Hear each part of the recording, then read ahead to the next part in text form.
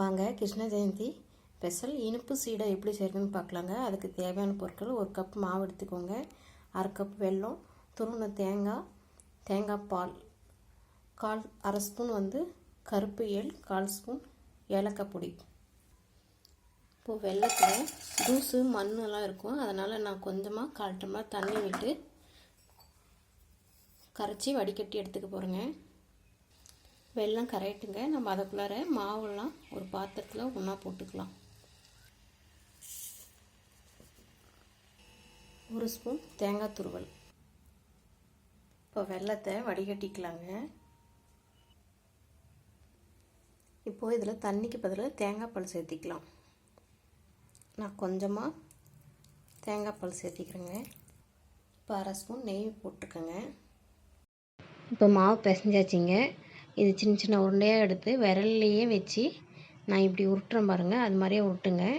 ரொம்ப அழுத்தம் கொடுக்காதீங்க, மேலாப்பில் உருட்டுங்க. ரொம்ப அழுத்தம் கொடுத்தீங்கன்னா வெடிப்பு விழுந்துடும் எண்ணெயில் போட்டு பொரிக்கிறப்போ. இப்போ எண்ணெயில் போட்டு பொரிச்சிடலாங்க. பொரிச்சு எடுத்தாச்சுங்க. இனிப்பு சீடை ரெடிங்க. அடுத்தது உப்பு சீடைக்கு அரிசி மாவு 1 கப்பு, தேங்காய் துருவல் உங்களுக்கு தேவைக்கு போட்டுக்கோங்க, எவ்வளோ வேணுமோ. அதுலேயே உப்பு தேவைக்கு போட்டுக்கோங்க. 1 ஸ்பூன் உளுத்தம்பருப்பு மாவு, அதையும் போட்டு இந்த கப்பில் 3/4 கப் தண்ணி ஊற்றிருக்குங்க. கரெக்டாக இருக்குது. 1 கப் மாவுக்கு 3/4 கப் தண்ணி ஊற்றினா. பச்சை தண்ணி தாங்க, சுடு தண்ணிலாம் எதுவும் இல்லை. அதே மாதிரி இனிப்பு சீடைக்கு எப்படி கையில் நம்ம உருட்டினோமோ அதே மாதிரி தாங்க.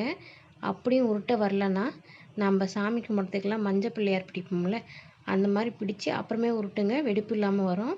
இப்போ உருண்டை பிடிச்சாச்சு. ஒரு ஸ்டிக் வச்சு ஹோல்ஸ் மாதிரி போட்டுக்கலாங்க.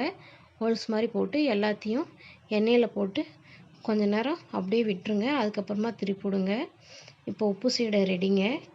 கிருஷ்ண ஜெயந்தி ஸ்பெஷலுக்கு இனிப்பு சீடையும் உப்பு சீடையும் ரெடி. என்னோடய சேனல் லைக் பண்ணி சப்ஸ்கிரைப் பண்ணுங்கள்.